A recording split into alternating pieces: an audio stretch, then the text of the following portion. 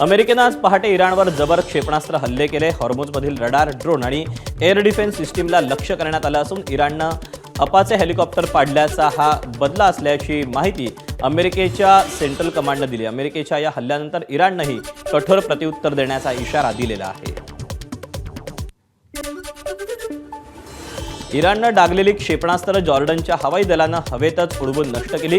हवेतच नष्ट झालेल्या या क्षेपणास्त्रांचे अवशेष जमिनीवर पडल्याची माहिती जॉर्डन आर्मीनं निवेदनाद्वारे दिली। सुदैवानं इराणच्या या हल्ल्यात कोणतीही जीवितहानी झालेली नाही।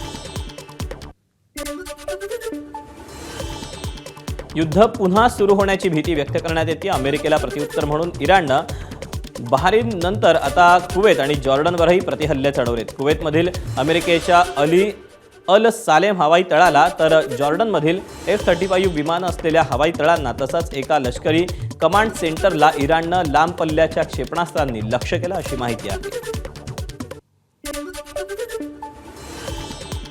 अमेरिकेच्या हल्ल्यानंतर इराणनं जोरदार प्रत्युत्तर दिलं। बहारीनमधील अमेरिकेच्या हवाई तळांवर आणि 5व्या फ्लीटच्या मुख्यालयावर इराणनं हल्ले केले। पहाटेपासूनच अमेरिका आणि इराण यांच्यात हल्ले प्रतिहल्ले सुरू असून शस्त्रसंधी झाल्यानंतर प्रथमच दोन्ही देश आमने सामने आले। अपाचे हेलिकॉप्टर पाडणं फार मोठी घटना नाही अशी प्रतिक्रिया अमेरिकेचे अध्यक्ष डोनाल्ड ट्रम्प यांनी दिली। इराणनं हॉर्मुझवर पेट्रोलिंग करणारं अमेरिकेचं हेलिकॉप्टर पाडलं असलं तरी त्यातील दोन्ही पायलट सुरक्षित असल्याचं ट्रम्प म्हणाले। तुम्ही समजतात एवढीही मोठी घटना नाही आणि हेलिकॉप्टर पाडल्याला जशास तसं उत्तर दिल्याचंही त्यांनी स्पष्ट केलं। अमेरिकेचं अपाचे हेलिकॉप्टर आम्ही मुद्दाम पाडलेलं नाही असं स्पष्टीकरण इराणच्या परराष्ट्र मंत्र्यांनी दिलं।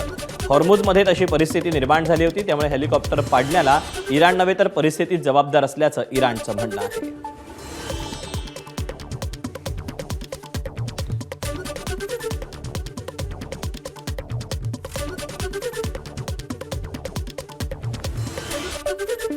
सुरक्षित राहायचं असेल तर इराण सोडा असा थेट इशारा इराणचे परराष्ट्र मंत्री अब्बास अराक्ची यांनी अमेरिकेला दिला। अमेरिकेच्या हल्ल्यांना जशास तसं प्रत्युत्तर दिलं जाईल आणि युद्धाच्या मैदानात अमेरिकेचा पराभव झाला असंही अराक्ची यांनी म्हटलेलं आहे।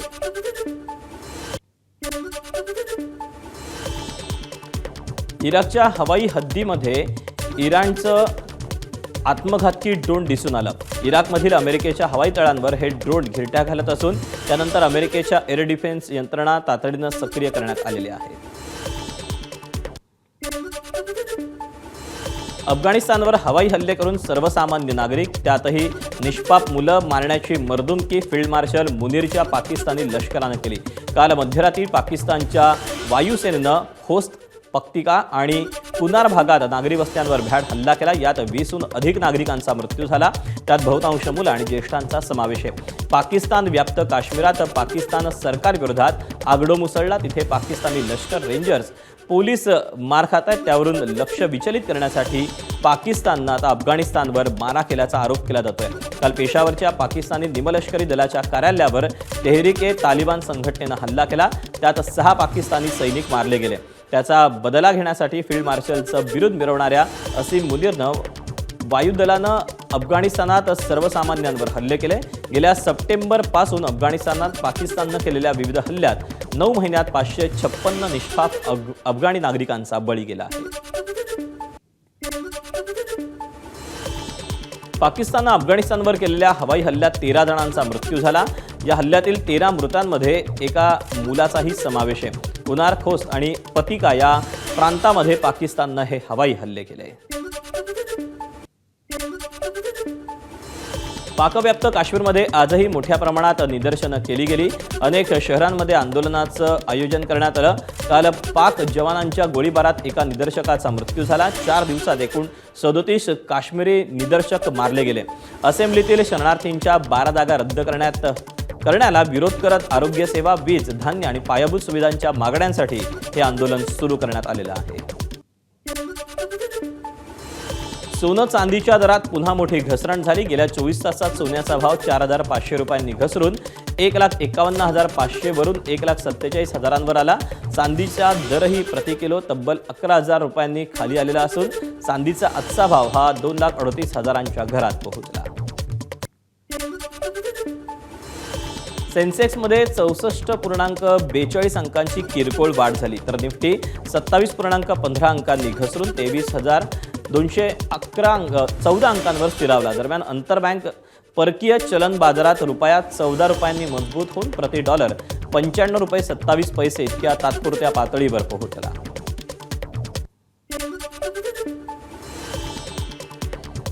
पंतप्रधान नरेंद्र मोदींनी 12 वर्ष पूर्ण केल्याबद्दल राज्यात अनेक ठिकाणी पूजा अर्चा करण्यात आली. अमरावती, नवी मुंबई, मुंबईत महाआरतीचं आयोजन करण्यात आलं.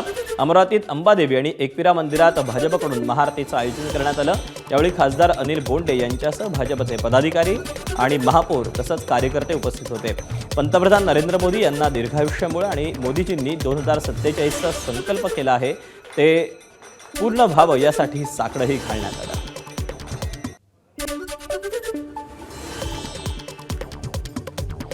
दरम्यान नवी मुंबईतील कळंबोलीमध्ये देखील देवीची पूजा करण्यात आलेली होती. पंतप्रधान नरेंद्र मोदी यांनी 12 वर्ष राहिल्याबद्दल आणि सर्वाधिक पंतप्रधानपदी त्यांनी विक्रम प्रस्थापित केल्याबद्दल सदाभाऊ खोत आणि भाजप आमदार गोपीचंद पडळकर यांच्या हस्ते ही आरती पार पडली. नरेंद्र मोदी यांच्या उत्तम आरोग्य आणि उज्ज्वल भविष्यासाठी आरती करण्यात आली. मुंबईतल्या सिद्धिविनायक मंदिरात मोदींच्या विक्रमानिमित्त अमित साटम यांनी सिद्धिविनायक मंदिरात विशेष पूजा केली. पंतप्रधान मोदी यांना दीर्घायुष्य, उत्तम आरोग्य लाभावं तसंच विकसित भारताच्या संकल्पपूर्तीसाठी त्यांचं नेतृत्व कायम राहावं अशी प्रार्थना करण्यात आली. काँग्रेस नेत्या सोनिया गांधी यांनी ममता बॅनर्जींना मोठी ऑफर दिली. तृणमूल काँग्रेस पक्ष काँग्रेसमध्ये विलीन करण्याची ऑफर सोनिया गांधींनी ममता बॅनर्जींना दिली. पक्ष विलीन न झाल्यास भाजप आपप्रमाणे तृणमूलला छळेल असंही सोनिया गांधी म्हणाल्याची माहिती मिळाली. ममता बॅनर्जींना राज्यसभेत विरोधी पक्षनेता बनवण्याचा प्रस्ताव अभिषेक बॅनर्जींनी काँग्रेससमोर ठेवल्याची सूत्रांची माहिती आहे. त्याचबरोबर ममता बॅनर्जींना राज्यसभेवर पाठवण्याचा प्रस्तावही चर्चेत आहे.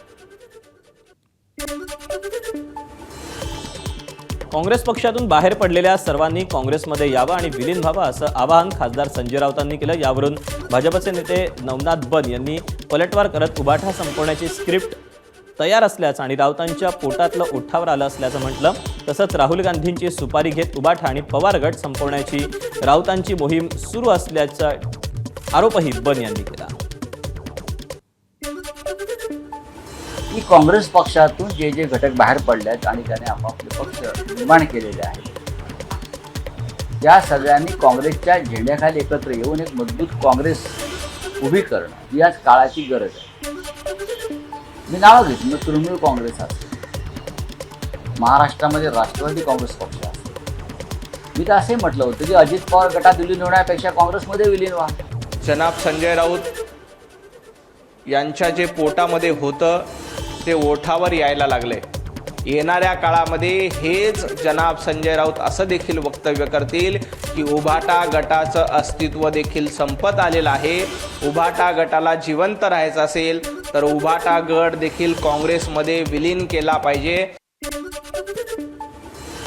अमरावती विधान परिषदेतील काँग्रेसचे उमेदवार हर्षजित देशमुख यांच्यावर नागपुरातील खाजगी रुग्णालयात उपचार सुरू आहेत. प्रकृती अस्वास्थ्यामुळे रुग्णालयात त्यांना दाखल करण्यात आलेलं असून आणखी 2 ते 3 दिवस निरीक्षणाखाली राहण्याचा सल्ला दिल्याची माहिती आहे. आपण आउट ऑफ रेंज नाही किंवा कुठेही बेपत्ता झालेलो नाही. माझा फोन सतत सुरू आहे.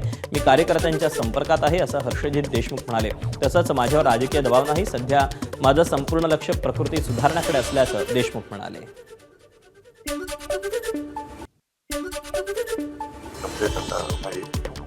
डॉक्टरांनी 4-5 दिवस पूर्णपणे रेस्ट करण्याचा सल्ला दिलेला आहे. कारण मला दम लागतोय, धाप लागते आणि माझी एंजिओग्राफी त्यांनी म्हणून करून घेतली. तर त्यांचं म्हणणं आहे की थोडं तुम्हाला तब्येतीची केअर करावी लागेल, 4-5 दिवस रेस्ट करावं लागेल. तर मी त्यांना सांगितलं मला प्रचार कार्य करायचं आहे, तर त्यांना परमिशन मागत आहे मी. तर त्यांनी 4-5 दिवस मला रेस्ट करायला सांगितलं. तरी शक्य झालं तर 2-1 दिवसात मी अमरावतीला जाईल आणि माझे जेवढे मतदार आहेत सगळे त्यांना भेटण्याचा प्रयत्न करणार आहे. आमचा उमेदवार आयसीयूमधून इंटरव्ह्यू देत असेल तर याचा अर्थ तो मॅनेज झालेला आहे. या गोष्टीची आम्हाला चीड येते अशी टीका काँग्रेस नेत्या यशोमती ठाकूर यांनी केली. तर काँग्रेस उमेदवाराला पैसे मिळाले असतील तर यशोमती ठाकूरांनी ईडीकडे तक्रार करावी असा सल्ला खासदार अनिल बोंडेंनी दिला. ते कोणत्या तरी खाजगी रुग्णालयामध्ये ॲडमिट आहे, ICU मध्ये आहे आणि ICU मधनं ते इंटरव्ह्यू देऊन राहिलेले आहेत. म्हणजे आता ही चीड येण्यासारखी गोष्ट नाही आहेत का? विड्रॉलच्या दिवशी आमची त्यांची पहिल्यांदा भेट झाली. त्यांना निवडणूक लढायची होती, ते आले आमच्यापाशी, त्यांनी घेतला बी फॉर्म लावला आणि त्या ठिकाणी आता तेच ॲडमिट झालेत. म्हणजे घोड बाजारे काय आहे हा कारभार, कोट्यवधी रुपयाचा याच्यामध्ये व्यवहार झालेला आहे असंही आम्हाला कळत आहे. यशोमती ठाकूर काँग्रेसच्याच उमेदवारावर असे आरोप करतात आहे. त्यांचं दुःख मोठं आहे की त्या उमेदवाराला पैसे मिळाले असं म्हणतात 15 कोटी. तर त्यांनी ईडीला तक्रार करावी आणि सांगावं की याच्यावर ईडीची रेड करा किंवा इन्कम टॅक्सची रेड करा. म्हणजे 15 कोटी मिळाले की नाही मिळाले हे माहीत होईल. त्याला भरती कोणी केलं हॉस्पिटलमध्ये, त्याच्यासोबत कोण कोण होते, ते सगळे काँग्रेसवाले मिळून ते तंत्र चालवलं का. दोन्ही महाराजांना डावलल्याचा जयंत पाटील यांचा दावा शिवेंद्रराजे भोसले यांनी फेटाळला. गैरसमज पसरवल्याशिवाय विरोधकांना मतं मिळणार नाहीत असं म्हणत सांगलीला 3 मंत्रिपदं मिळाली तेव्हा साताऱ्यावरचा अन्याय दिसला नाही का असा सवालही शिवेंद्रराजेंनी विचारला. पहिला प्रश्न सातारच्या 2 राजांचा, त्यांना न विचारताच ही उमेदवारी झालेली दिसते असा माझा अंदाज आहे. खरं खोटं मला माहिती. त्यामुळे त्या दोघांचा देखील स्वाभिमान दुखावला असेल असा माझा अंदाज आहे, माझा दावा नाही.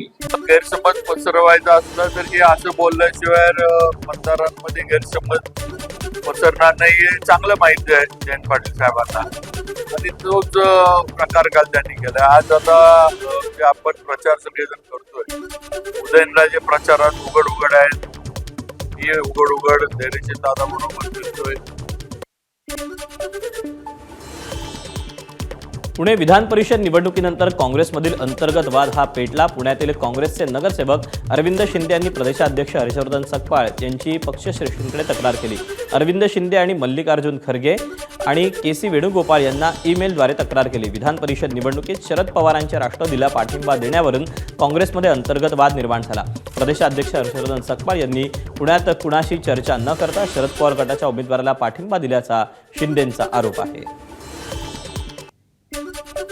भारतीय हवामान विभागानं आज महाराष्ट्रातील तब्बल 30 जिल्ह्यांसाठी येलो अलर्ट जारी केला.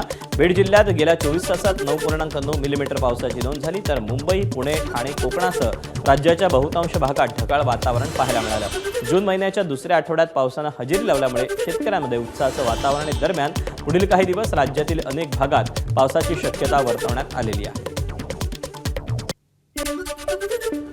बीड जिल्ह्यात गेल्या 24 तासात 9 मिलीमीटर पावसाची नोंद झाली. 11 तालुक्यात सर्वदूर पावसानं हजेरी लावली. माजलगाव तालुक्यात सर्वाधिक 24 तर गेवराईमध्ये 14 आणि बीड तालुक्यात 12 मिलीमीटर पाऊस नोंदवला गेला. जूनच्या पहिल्या आठवड्यात झालेल्या पावसामुळे शेतकऱ्यांमध्ये आनंदाचं वातावरण असलं तरी हा पाऊस पेरणीसाठी अद्याप पुरेसा नसल्याची माहिती कृषी विभागानं दिली आहे. बीड तालुक्यात अंजनवती गावात काल झालेल्या मुसळधार पावसाचा जोरदार तडाखा बसला. वादळी वाऱ्यासह झालेल्या पावसामुळे पाटील वस्तीत राहणाऱ्या 2 सख्ख्या भावांचा संसार उघड्यावर पडला. घराच्या भिंती कोसळल्यानं आणि घरावरचे पत्रे उडून गेल्यानं गृहोपयोगी साहित्याचं नुकसान झालं. तसंच पेरणीसाठी साठवून ठेवलेलं खतही भिजलं. दरम्यान मंडळ अधिकारी आणि तलाठ्यांनी घटनास्थळी भेट देऊन पंचनामा केला असून केवळ पाहणी न करता तातडीनं आर्थिक मदत द्यावी अशी मागणी बाधित कुटुंबानं केली.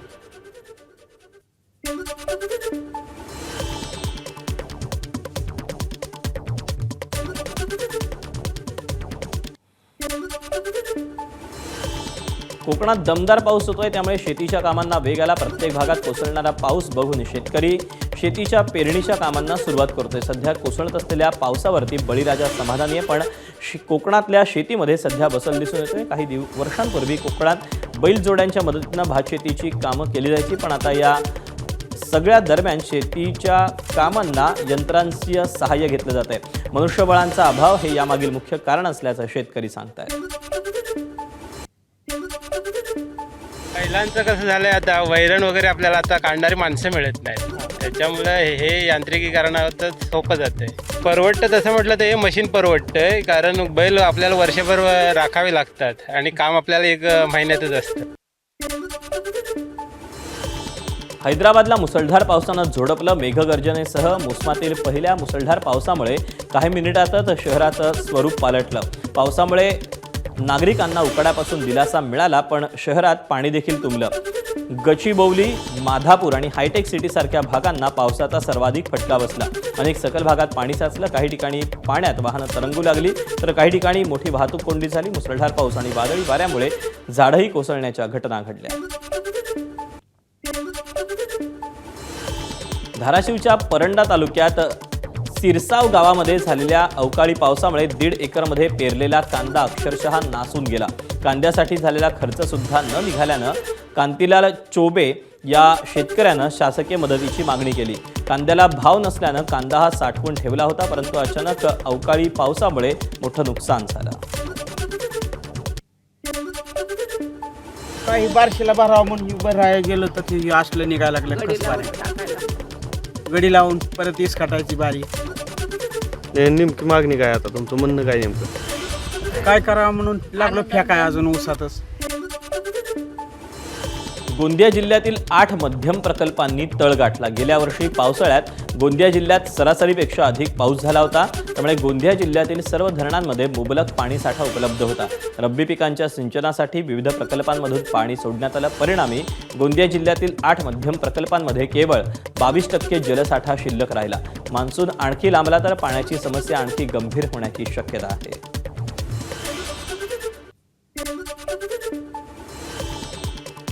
नाशिक विधान परिषद निवडणुकीच्या पार्श्वभूमीवर आमदार किशोर दराडे यांनी मंत्री नरहरी झिरवळ यांची भेट घेतली. महायुतीचे उमेदवार नरेंद्र दराडे यांचे बंधू असलेले किशोर दराडे भावासाठी मदत मागण्यासाठी मैदानात उतरलेत. मात्र गोकुळ गीते यांच्या उमेदवारीमुळे त्यांच्यासमोर आव्हाने. दराडे यांनी यापूर्वी गणेश गीते, मुख्यमंत्री फडणवीस आणि शिंदे यांचीही भेट घेतली होती. तर महायुतीचा धर्म सगळ्यांनी पाळावा आणि महायुतीचा उमेदवार बिनविरोध व्हावा यासाठी प्रयत्न करू असं झिरवाळ म्हणाले. भाजपचे नाशिकचे बंडखोर उमेदवार गोकुळ गीते यांनी निवडणुकीतून थांबायची तयारी दाखवली आहे. गीते नाशिकहून मुंबईकडे रवाना झाले असून रात्री मुख्यमंत्री देवेंद्र फडणवीस यांनी त्यांच्याशी फोनवरून चर्चा केली. मी त्यांचा मान ठेवण्यासाठी मी त्यांना एकच सांगितलं, मी थांबू शकतो, मी व्यक्तिगत घरात थांबू शकतो, मी पाठिंबा हा शब्द त्यांना वापरू शकत नाही, कारण पाठिंबा देण्यासारखं योग्य व्यक्तिमत्व त्यांचं नाहीये. निवडणुकीमध्ये थांबण्याची माझी बिलकुल तयारी नाही. पण तुम्ही हा प्रश्न विचारला की वरिष्ठ मंत्र्यांच्या शब्दाला मान देणार का नाही देणार. त्यांच्या शब्दाला मान द्यायचा असेल तर मी फक्त घरात बसू शकतो, पण मी पाठिंबा हा त्या व्यक्तीला देऊ शकत नाही. मी पाठिंबा देऊन का उपयोग आहे? त्या मतदारांचाच त्यांना पाठिंबा नाही किंवा त्यांच्या पाठिंबागे ते मतदार उभे राहणार नाही याची मला खात्री आहे आणि ती सगळ्यांना आहे. कोकण विधान परिषदेची जागा राष्ट्रवादीच्या वाटेला गेल्यानंतर शिवसेना आमदार महेंद्र दळवींनी नाराजी व्यक्त केली. विधान परिषदेसाठी मुलीची जागा हुकल्यानंतर महेंद्र दळवींनी पक्षातील नेत्यांवर नाराजी व्यक्त केली. पक्षांतर्गत वादविवादामुळे ही जागा राष्ट्रवादीला गेल्याचं महेंद्र दळवी म्हणाले. तर थोरवेंच्या भूमिकेवरही त्यांनी प्रश्नचिन्ह उपस्थित केलं. विधानसभेला सुनील तटकरे आमदार थोरवेंना पाडण्याचा त्यांनी प्रयत्न केला. मात्र असं असताना थोरवे अनिकेत तटकरे यांची उमेदवारी भरण्यासाठी कोणाच्या सांगण्यावरून गेले हे आश्चर्य असल्याचं महेंद्र दळवींनी म्हटलं. राजकारणामध्ये पक्षांतर्गत पण थोडेसे वादविवाद असतात. शेवटी ही चढावड असते. ही चर्चा पक्षांतर्गत होऊन जो काय निर्णय झाला असता तो मी मानून घेतला असता, पण पक्षाला चर्चा होणं काळजी होते, पण तसे झालं नाही आहे. पण माझा छोटे का ना पण माझा आक्षेप नक्की राहिला. त्यानंतर आमच्या बैठका झाल्या, निर्णय झाला, या सगळ्या गोष्टी आहेत. पण या सगळ्या प्रक्रियेमध्ये कोकणातले ज्येष्ठ श्रेष्ठ वरिष्ठ नेते मंडळी बसून या विधान परिषदेच्या निवडणुकीसंदर्भात जर चर्चा करण्यात झाली असती तर योग्य ठरलं असतं. हा त्याच्या मागचा माझा आक्षेप. मी तर जाहीर सांगितलं की मी तटकरे समर्थन कधी करणार नाही आहे, पण त्याने समर्थन केलं याचा अर्थ असाच आहे की आज तिथली जनता जी नाराज आहे, काही सदस्यांनी राजीनामा दिले, खरं तर हे ठीक नाही असं मत आहे. शेवटी पक्ष मानण्यासाठी आपण प्रत्येक क्षण हा त्यासाठी महत्त्वाचा समजतो आणि ते तिथे गेल्याने अनेक पक्ष लोकांनी राजीनामा दिले. ही पक्षाची हानी निश्चित आहे. कोकण विधान परिषदेवर बिनविरोध निवड झाल्यानंतर आमदार अनिकेत तटकरे यांनी रायगडचे नेते आणि मंत्री भरत गोगावले यांच्या मुंबईतील निवासस्थानी जाऊन आशीर्वाद घेऊन सदिच्छा भेट घेतली. राजकीय पटलावर कट्टर विरोधक असलेले तटकरे आणि गोगावले निवडणुकीत एकत्र आल्यानं राजकीय वर्तुळात चर्चा रंगल्या. नाराज असलेले आमदार महेंद्र दळवी यांनाही चहाला बोलावू, राग शांत करू असं तटकरे यांनी म्हटलं. आता त्यांची मनधरणी करण्यात तटकरे यशस्वी ठरतात का हे पाहणं महत्त्वाचं ठरेल.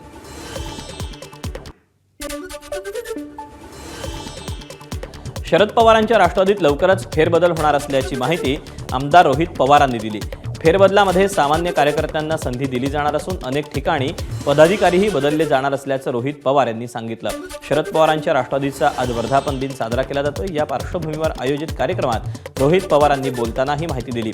येत्या 15 दिवसात हे फेरबदल केले जाणार आहेत.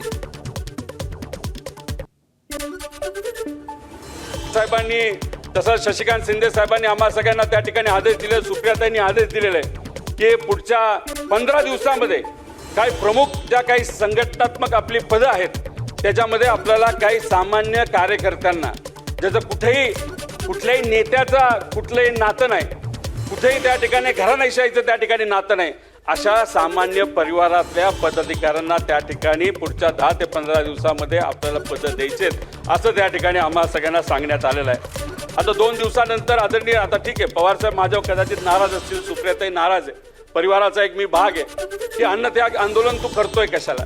पवारसाहेब नक्कीच तुम्ही मला आधी पण सांगितलेलं आहे, आता परत एकदा कधीतरी सांगाल, उद्या आज उद्या, पण मला एवढं सांगायचंय तुमच्या विचाराने काम करणारे आम्ही कार्यकर्ते आहोत. या वयामध्ये सुद्धा जर महाराष्ट्रासाठी तुम्ही संघर्ष करत आहात तर या कार्यकर्त्याला त्या ठिकाणी तुम्ही परवानगी द्या. परवा काही झालं तरी तिथं आपण अन्नत्याग आंदोलन करणार, म्हणजे करणार, आमच्या शेतकऱ्यासाठी त्या करणार. कारण अजित पवारांच्या राष्ट्रवादी काँग्रेस पक्षाचा वर्धापन दिन सोहळा उद्या 11 जूनला षण्मानोत्खनन सभागृहामध्ये दुपारी 2 वाजता होणार आहे. एनडीएच्या आजच्या महत्त्वपूर्ण बैठकीमुळे अजित पवारांच्या राष्ट्रवादीचा सोहळा उद्या पार पडेल. दरम्यान राष्ट्रवादी काँग्रेस पक्षाच्या कार्यक्रमात सध्या पक्षातील परिस्थिती, प्रफुल्ल पटेल, सुनील तटकरे यांच्या पदांबाबत निर्माण झालेली शंका, राष्ट्रीय कार्यकारिणीची सध्याची नेमकी परिस्थिती हे मुद्दे गाजण्याची शक्यता आहे. दरम्यान राष्ट्रवादी काँग्रेसच्या वर्धापन दिनानिमित्त वर्तमानपत्रांमध्ये जाहिरात छापण्यात आली. यामध्ये फक्त स्वर्गीय अजित पवार आणि सुनित्रा पवारांचा फोटो आहे. समर्पण, संघर्ष आणि संकल्प असं कॅप्शन याला देण्यात आलेलं आहे. नागपूरमध्ये कामगारांच्या मुलांसाठी कोट्यवधी रुपये खर्च करून उभारण्यात येणारा क्रीडा संकुल गेल्या 23 वर्षांपासून अर्धवट अवस्थेत धूळ खात पडू नये. नागपूरच्या मौजा हरपूर इथलं हे क्रीडा संकुल कामगार कल्याण मंडळानं बांधायला घेतलं होतं. मात्र 2 दशकाहून अधिक काळ लोटला तरी हे काम पूर्ण होऊ शकलेलं नाही. आज हे संकुल खेळाडूंच्या सरावाऐवजी कचरा, भंगार आणि गुंडांचा अड्डा बनलाय. फुटबॉल, तिरंदाजी, ॲथलेटिक्स, स्विमिंग, बॅडमिंटन आणि लॉन टेनिस अशा सर्वच क्रीडा प्रकारांसाठी ते कोट्यवधींचं बांधकाम करण्यात आलेलं होतं. पण आज या आंतरराष्ट्रीय दर्जाच्या सुविधा भंगाराच्या ढिगाऱ्यात हरवल्यात. मैदानावर खेळाडूंऐवजी मद्यपींचा धुमाकूळ सुरू असतो. धक्कादायक बाब म्हणजे भूमाफियानं क्रीडा संकुलाच्या अवतीभोवती पार्किंगची जागा अतिक्रमण करून बळकावली आहे. नागपूरच्या क्रीडा विश्वाला दिशा देणारं हे संकुल आज केवळ अधिकाऱ्यांच्या अक्षम्य दुर्लक्षामुळे उद्ध्वस्त होत आहे. एबीपी माझनं ही बातमी दाखवल्यावर आता नागपूरच्या महापौरांनी याची दखल घेतली. वर्षानुवर्ष हे काम रखडल्याची कबुली त्यांनी दिलीच, पण त्याचबरोबर अतिरिक्त निधीचा प्रस्तावही शासनाकडे पाठवल्याची माहिती दिली. अर्धवट बांधकाम लवकरच पूर्ण करू असं आश्वासन त्यांनी दिलेलं आहे.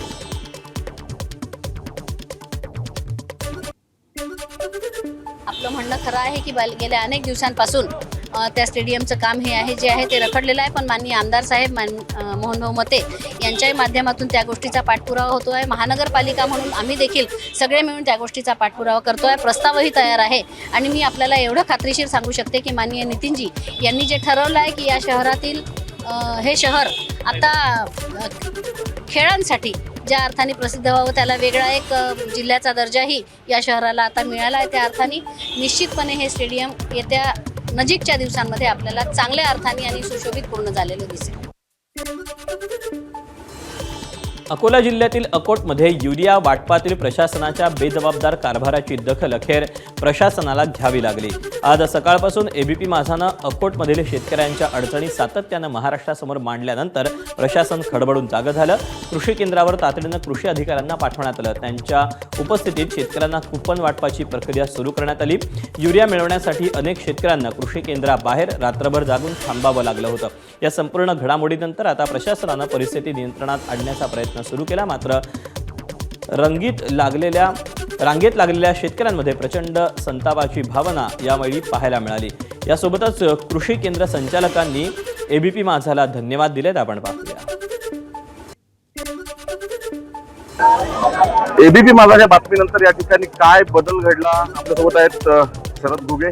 सगळे आम्ही बातमी दाखवली. त्याच्यात काय तुम्हाला काय जाणवलं म्हणजे तुम्ही आम्हाला हेच की बुवा या लोकांची व्यवस्था काय, मग आम्ही नाश्त्याची व्यवस्था, चहाची व्यवस्था हे जवळपास आम्ही चॅनलच्या समजा आमचं हे लक्षातही नव्हतं, पण आपण ABP माझानं आमच्या लक्षात आणून दिलं आणि आम्ही जे आमच्याच्यानं व्यवस्था झाली ते आम्ही चहा पाण्याची, पोह्याची, नाश्त्याची सर्व व्यवस्था आणि सावलीत बसण्याची सर्व व्यवस्था आम्ही केली. नेमकं हीच ताकद ABP माझाची आहे. उमेश अरोडे, ABP माझा, अकोट, अकोला. आता बातमी लातूरमधील माधाच्या इम्पॅक्टची. वीज कोसळून बैल दगावल्यामुळे लातूर जिल्ह्यातील बोंबळी गावात शेतकरी काशीनाथ गायकवाड यांनी आपल्या पत्नीला नांगरणीसाठी बैलासह कामाला जुंपलं होतं. शेतकरी दाम्पत्याचे हे हाल ABP माझानं दाखवल्यावर जिल्हा प्रशासनापासून अगदी मुख्यमंत्र्यांपर्यंत सर्वांनीच याची दखल घेतली. मुख्यमंत्र्यांनी संवेदनशीलता दाखवत या प्रकरणात मदतीसाठी धाव घेतली. मुख्यमंत्र्यांनी तातडीनं जिल्हाधिकाऱ्यांना फोन करून बैल उपलब्ध करून देण्याचे आदेश दिले. त्यानंतर जिल्हाधिकारी भारत बास्तेवाड यांनी एक बैल उपलब्ध करून तो गरीब शेतकऱ्याला दिला. गायकवाड यांचा एक बैल वीज पडून मृत्युमुखी पडला होता. दुसरा बैल विकत घेण्याएवढी त्यांच्याकडे परिस्थिती नव्हती, त्यामुळे नांगरणीसाठी त्यांना पत्नीला बैलासह जुंपावं लागलं होतं. दरम्यान गायकवाड यांच्या पहिल्या बैलाच्या मृत्यूनंतर सानुग्रह मदत म्हणून 32,000 रुपयांचा निधीही त्यांना सुपूर्द करण्यात आला. तुमच्याकडं मामा एक जोडी होती, एक जोडी वारली होती, मग हे अजून एक जोडी आले. कोणी केले तुम्हाला मदत केले का कोणी?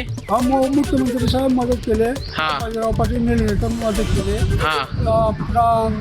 तहसीलदार साहेब मदत केले, पुन्हा कलेक्टर साहेब मदत केले, पुन्हा रामलिंग भैया मदत केले. मग आता आभार व्यक्त करताय का? ठीक आहे. खतांचा काळा बाजार रोखण्यासाठी केंद्र सरकारनं फ्रेमवर्क फॉर फर्टिलायझर सेलचं ॲप आणलं. संभाजीनगर, कोल्हापुरात पायलट प्रोजेक्ट म्हणून त्याची अंमलबजावणी सुरू झाली, पण केंद्र सरकारच्या नव्या व्यवस्थेचा अक्षरशः फज्जा उडाला. शेतकरी खत बुक करतो, दुकानाचं नावही दिसतं, पण QR कोड स्कॅन केल्यावर डेटा गायब होतो. त्यामुळे नियम मोडून खत द्यायचं की शेतकऱ्याला रिकाम्या हाती परत पाठवायचा असा सवाल विक्रेत्यांपुढे उभा राहतोय. खरीप हंगाम तोंडावर आला असताना खतासाठी आलेल्या शेतकऱ्यांची चांगलीच फरफट होते. ऑनलाईन बुकिंग असूनही खत मिळत नसल्यानं शेतकऱ्यांची नाराजी वाढते. काळा बाजार रोखण्यासाठी सुरू झालेली यंत्रणा सध्या खत वितरणात अडथळा ठरते. ऑनलाईन प्रणालीची महत्त्वाची अडचण, बऱ्याचशा शेतकऱ्याकडे स्मार्टफोन नाही आहेत, त्याच्यामुळे त्यांना ऑनलाईन करता येत नाही. आणि मग CSC सेंटरवर गेलं तर ते प्रत्येकाकडून 100 रुपये एक्स्ट्रा घेतात. ही मोठी अडचण त्याच्यात आहे. आणि खूप शेतकऱ्यांना अजून कळतच नाही नेमकं काय करायचं. परत ते ऑनलाईन झाल्यानंतर परत इथं कुठं खत अवेलेबल आहे, कुठं मिळणार हे शेतकऱ्याला लवकर कळत नाही. शेतकरी म्हणून तुम्हाला काय अडचण आहे? शेतकरी म्हणतेच ना की ऑनलाईन करायचं माहिती नसतं शेतकऱ्यांना, जे प्रशिक्षित शेतकरी नाही आहेत सगळेच, मग ते अडचणी येतच राहतात. परत खरेदी करायला ते दुकानात जाणं आणि एकदम अचानक असं टाकल्यामुळं लोकांची तारांबळ उडाली. सदरील प्रणाली जी आहे ती योग्यरित्या पडताळून आणि व्यवस्थितरित्या करून जर लॉन्च केली असती तर ह्या अडचणी आल्या नसतात. याकरता शासनाने जुन्या पद्धतीने जी खत वितरण पद्धती आहे ती चालू ठेवावी, जेणेकरून शेतकऱ्यामध्ये आणि व्यापाऱ्यामध्ये जो वाद होतात, वादविवाद होऊ नये, अशी परिस्थिती उद्भवू नये, त्याकरता जुन्या पद्धतीने खत वितरण करावे. नवीन प्रणालीला आमचा विरोध नाही, परंतु नवीन प्रणाली आणण्याकरता ज्या त्रुटी आहेत त्या त्रुट्या तुम्ही काढा आणि नवीन प्रणाली आणा. पहिली अडचण आपल्याला येत होती की तो शेतकरी बुकिंग करताना त्याला एकाच तालुक्यातलं तो त्याच्या तालुक्यात आहे त्याच तालुक्याचं त्याला दुकानं दिसत होते, परंतु आजपासून ते आता सुरू झाले की तो बुक करताना त्याच्या शेजारील दुसऱ्या तालुक्यातल्या दुकानाचे सुद्धा खत बुक करू शकतो. दुसरी अडचण अशी शेतकऱ्यांना जाणवती आहे की काही लोक वयस्कर आहेत, त्यांना जाणं शक्य होत नाही, तर त्या लोकांना त्याच्यात ऑप्शनमध्ये असं आहे की खत बुक केल्यानंतर तुमचं दुकानदार निवडल्यानंतर त्याला एक प्रतिनिधी, शेतकरी प्रतिनिधी जाणार आहे किंवा स्वतः शेतकरी. बुलढाण्यातील राजकीय वाद आणखी तीव्र झाला. भाजपचे जिल्हाध्यक्ष आणि माजी आमदार विजयराज शिंदे यांनी शिवसेना आमदार संजय गायकवाड यांना 100 कोटी रुपयांची अब्रू नुकसानाची नोटीस पाठवली. वकील असीम सरदे यांच्यामार्फत पाठवलेल्या नोटीसमध्ये 15 दिवसात सार्वजनिक माफी मागण्याची मागणी करण्यात आली. तसंच संजय गायकवाड यांच्यावर पॉस्को ॲट्रॉसिटी आणि मानवाधिकार उल्लंघनासारख्या गंभीर कायद्याअंतर्गत गुन्हे दाखल करण्याची मागणीही पोलीस अधीक्षकांकडे करण्यात आली. दरम्यान कलम आमचं सगळं पाठ आहे, आम्ही त्यांना उत्तर देऊ, माझं घरदार विकूनही 100 कोटी जमणार नाहीत, अशी प्रतिक्रिया गायकवाड यांनी दिली. आम्ही उत्तर देऊ. त्याने 356 कलम सांगितली. कलम तर आमची पण सगळी पाठ आहे आणि मला खात्री आहे की न्यायालयामध्ये ज्यावेळेला आम्ही जाऊ तर त्यांचा हा दावा फुल ठरेल. पण 100 कोटीची मला तर काय, माझं घरदार पण इकलं एवढं पैसे म्हणून निघू शकत नाही. वकिलांची आणि त्यांच्या खरोखर बुद्धीची कीव येते की एवढा मोठा 100 कोटीचा दावा काय अवकाशी त्याच्या शिलाची. मुंबईच्या कांदिवलीतील अटल बिहारी वाजपेयी कौशल्य विकास केंद्रात अन्न वाटप कार्यक्रमाचं उद्घाटन वाणिज्य आणि उद्योग मंत्री पियुष गोयल यांच्या हस्ते पार पडलं. मलाबार ग्रुपकडून हा उपक्रम राबवण्यात येतो. या उपक्रमाअंतर्गत मलाबार ग्रुप केंद्रात कौशल्य विकास आणि रोजगार केंद्रे प्रशिक्षण घेणाऱ्या प्रशिक्षणार्थींना पौष्टिक जेवण उपलब्ध करून देण्यात येणार आहे.